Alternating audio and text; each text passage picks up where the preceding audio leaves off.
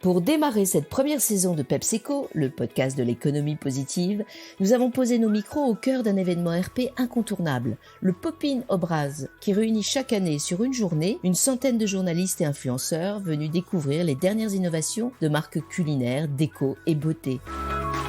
L'objectif du Pop-in, partage d'expériences avec des entrepreneurs inspirants, découverte de nouvelles marques, échanges et débats d'idées dans une atmosphère à la fois joyeuse et studieuse. C'était le 15 juin dernier, à Paris, un des premiers événements autorisés orchestrés par l'agence Obraz. Autant vous dire que l'ambiance et le plaisir de se retrouver dans le monde réel étaient bien au rendez-vous.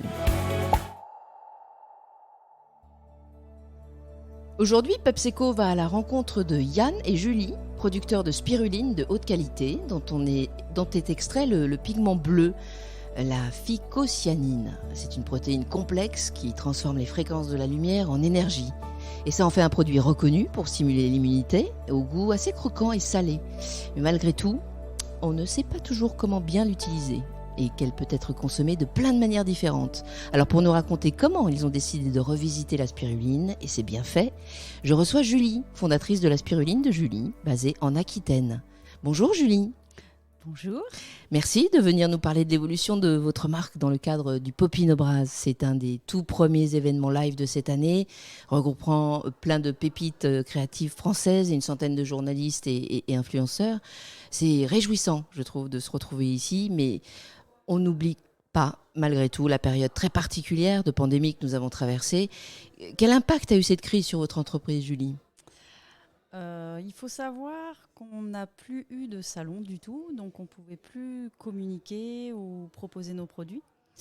Et en fait, on a redécouvert finalement le réseau social, Internet. On a découvert qu'il fallait vraiment mettre le point là-dessus, puisque c'était notre seul moyen de communiquer en fait. Et grâce à notre site Internet, on a pu survivre entre guillemets. Et ça a continué de fonctionner ? Tout à fait. Et vous n'avez pas senti la crise finalement alors ? Alors, on a un peu senti la crise, mais ça a été aussi très positif parce que bizarrement pour nous, à chaque confinement, comme la spiruline immunise et la phycocyanine, on avait des taux croissants. Sur nos ventes sur Internet. Et c'est marrant. C'était très positif, très content. Oui, j'imagine. Oui. Mais au niveau production, ça n'a pas été, ça suivait. C'est-à-dire que vous pouviez vendre sur Internet, certes, mais vous n'aviez pas de problème d'approvisionnement ? Alors, on a toujours du stock. Il faut savoir que la spiruline se développe à partir de 20 degrés. Donc nous, on a une saison qui est de avril à octobre. Et on avait du stock, donc il n'y avait pas de souci. Ok. Et on en a encore. Super. Bon alors Julie, je profite de vous avoir en face de moi pour vous poser une question. Parce que moi, quand je vais dans les magasins bio, etc., et que je veux de la spiruline, je tombe toujours sur la même chose, de la poudre en sachet, pas du tout appétissante ni sexy. Donc je me demande comment vous avez repensé la spiruline aujourd'hui pour donner envie justement. Eh bien, je pense que le format brindille, comme nous on l'appelle, qui est la façon... C'est un nouveau mot pour tout le monde. Hein. Brindille, le format brindille. C'est plus de la poudre, c'est des brindilles. Voilà, brindille, okay. Paillettes, on peut aussi appeler comme ça. Est un format qui est assez sympa parce qu'elle a un côté croquant. Donc on aime tous le croquant, évidemment. Et notamment aussi, là, par exemple, j'étais en train de réfléchir sur les nouveaux packaging. Faut savoir que quand tu es une société, il faut essayer de polluer le moins possible. Enfin, moi, c'est mon éthique. Et c'est pas forcément facile de savoir quoi choisir. Donc, on est parti sur du verre parce que c'est recyclable. Je me suis dit, le verre, tout le monde en a partout pour le recycler. Et c'est une habitude. Donc, ma base sera du verre et après, on va faire des recharges. D'accord. Voilà. Et on pourra, même dans certains magasins, trouver de la spiruline en paillettes ou en brindille, en vrac, et on peut recharger son contenant. Alors, c'est ça dépendra de l'accord qu'on aura avec le magasin, D'accord. s'il veut le faire ou pas. Soit il restera sur le packaging de 90 grammes, ou soit il prendra aussi les recharges pour remplir les pots. Bon, j'ai hâte de découvrir tout ça. Alors, chez vous, pas de solvant, ni de produits chimiques pour l'extraction. Tout se fait de manière mécanique. Vous avez créé la première phycocyanine bio en France. Et ce n'est pas tout. Vous avez décidé de redynamiser l'image de la spiruline, la rendre un peu plus fun. Vous êtes en plein dans l'économie positive. Racontez-nous aussi ce que c'est exactement la spiruline pour tous ceux qui ne connaissent pas. D'accord. Alors, la spiruline, c'est une microalgue qui a à peu près quand même 3,5 milliards d'années. Donc, c'est un peu notre origine, on va dire. Et nous, notre but aujourd'hui, c'est vraiment de la démocratiser et de la mettre un petit peu partout, comme une épice. Donc, par exemple, moi, je la mets sur mes cracottes le matin avec mon chocolat, parce que j'adore le côté croquant de ma spiruline. On peut aussi très bien se faire un muesli, on peut la mettre dans la salade. Après, on peut la réhydrater, la mettre dans une tapenade, un pesto. Enfin, on peut s'amuser et pas juste considérer la spiruline comme un complément alimentaire, mais comme un aliment. C'est encore un peu le cas aujourd'hui, je pense, dans l'esprit de plein de gens. C'est vrai qu'on a développé aussi le comprimé. Donc, on vend aussi bien des brindilles que des comprimés à moitié. Il y a le côté pratique des comprimés. C'est sûr que nous, on est très brindilles et on veut en mettre partout. C'est plus agréable quand même. Ouais. C'est plus gai aussi. Et puis, finalement, vous en faites un vrai aliment à part entière. Ça devient presque ça. Enfin, vous avez parlé d'épices tout à l'heure, mais on peut la marier à plein de choses. Vous me parlez de petit déjeuner à base de chocolat et de spiruline. Moi, c'est la première fois que j'en entends parler. Il faut savoir qu'on a par exemple des restaurateurs qui l'utilisent beaucoup. On avait quelqu'un qui avait fait un risotto. Après, il y en avait un qui avait fait un morito pour utiliser le bleu. On en a un qui utilisait avec beaucoup de produits de la mer, puisqu'évidemment, algues égale mer. Voilà, en fait, on peut en mettre partout, aussi bien dans le salé que dans le sucré. Tout dépend de ce que nous, on veut. En fait, moi, ce que je veux, c'est que les gens se l'approprient et trouvent leur façon de la manger, en fait. Donc, je donne des idées. Oui, voilà. Ça aussi, c'est un peu nouveau. C'est-à-dire que vous accompagnez le consommateur dans sa découverte en lui proposant des recettes. Oui, tout à fait. J'ai écrit un livre de recettes, une vingtaine de recettes, où ma recette phare, par exemple, c'est la tapenade. J'ai goûté, je peux vous dire que c'est délicieux. Ah oui. Après, un caviar d'aubergine. Une de mes recettes préférées, par exemple, c'est la mangue. Bon, la mangue, ça vient un peu de loin, donc j'en mange pas tout le temps. Mais mangue, citron vert, spiruline saupoudrée dessus. On attend un quart d'heure. Et là, tout le monde en mange, quoi. C'est trop bon. Ah, mais vous donnez envie. Très envie. Est-ce que... comment vous la commercialisez, pour être un peu plus précis sur ce point-là? Alors, on la trouve où, la spiruline de Julie? Alors, on a évidemment notre site internet, laspirulinedejulie.com.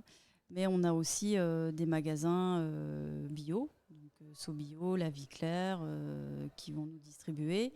Et on essaie avec Yann de développer un réseau de naturopathes. Je commence à avoir pas mal de médecins aussi qui m'appellent pour la phycocyanine, parce que c'est vraiment un principe actif très puissant. Et on n'est pas nombreux à le faire en plus en France. Donc ça, c'est vraiment... On a tout misé aussi sur la phycocyanine, mais il faut savoir que si on ne produit pas de spiruline, il n'y a pas de phycocyanine. Oui. Donc les deux sont complémentaires pour nous. Ok.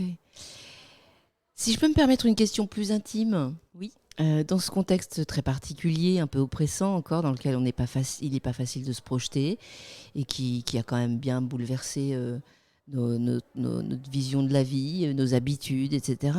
Comment vous sentez-vous aujourd'hui ? Est-ce que la crise a changé quelque chose dans votre vie personnelle ? Alors nous, on habite la campagne. Donc on n'a pas vraiment ressenti comme quelqu'un qui peut être en ville, je pense. Et puis j'avais ce regard de recul. J'avais pas envie de rentrer dans cette spirale de la peur du Covid. C'était pas du tout le but. Je voulais rester positif et concentré sur ma société, sur notre société. Mais je suis un peu triste de tout ce qui s'est passé, mais il y a eu des bonnes choses et des mauvaises choses. Bon, ça fait partie de la vie, je crois. Mais vous étiez en plus très active à ce moment-là, pendant la crise, c'est ce que vous m'avez dit. Vous n'avez pas arrêté de bosser finalement. Oui, donc j'ai même quitté mon ancien boulot à l'IGN de fonctionnaire pour me mettre à 100%. Pendant le confinement ? En octobre. D'accord, voilà. Donc voilà un vrai changement. C'en est un, c'est une vraie transformation personnelle, ça. C'était un vrai choix. Oui. Vous ne le regrettez pas ? Non, je suis à 100% tout le temps. Alors, votre avenir a l'air radieux, donc mais quand même, nous, globalement, dans l'économie actuelle, on est confronté à une certaine prudence. On n'a pas encore de visibilité long terme. On est un peu obligé de penser les choses au jour le jour. On vit avec, comme on dit, mais on va s'autoriser à se projeter dans l'avenir, disons à 5 ans. Et on sent d'ailleurs quand même une reprise, un peu, une certaine émulation au niveau des entreprises en France. Est-ce que ce foisonnement d'initiatives, de créativité, de nouvelles idées, comme on peut le constater aujourd'hui sur le Popin d'ailleurs, est-ce que tout ça va nous mener à une transformation positive de l'économie, de notre société ? Comment voyez-vous l'avenir ? Et l'avenir de Julie ? Je pense qu'il faut rester positif. C'est comme on dit, comment tu vois le verre, à moitié plein, à moitié vide. Je pense qu'il y a un moment, il faut garder le cap. Pas se dire il va voir ci, il va voir ça. Et puis je pense que quand on a une société aussi, c'est pas facile tous les jours.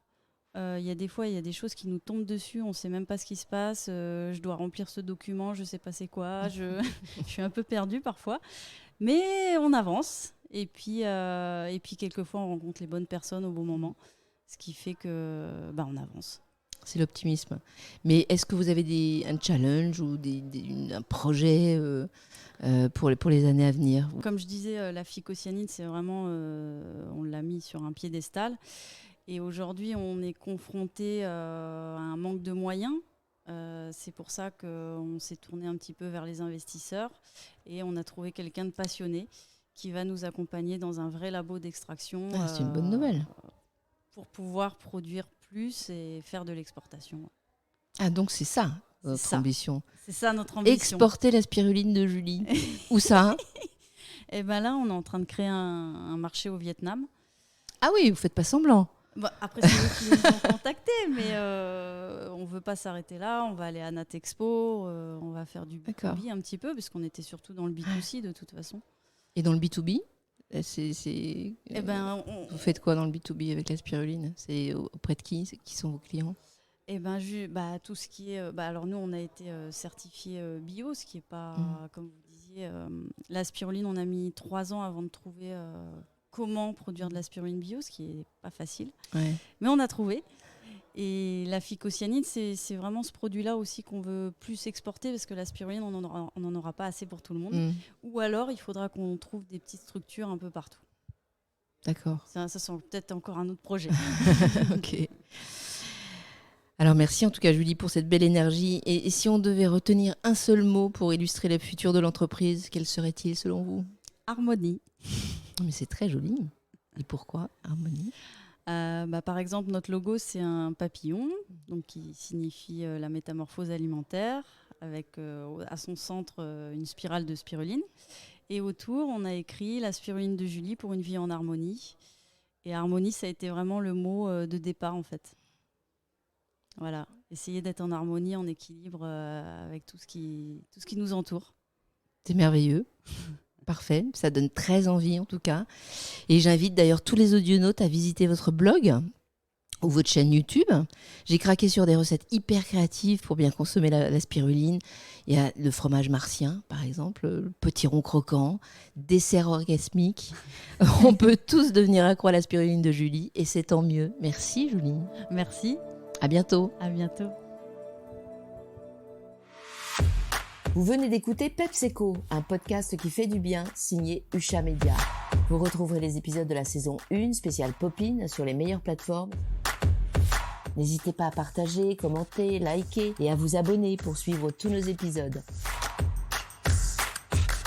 Merci de votre écoute. Rendez-vous la semaine prochaine.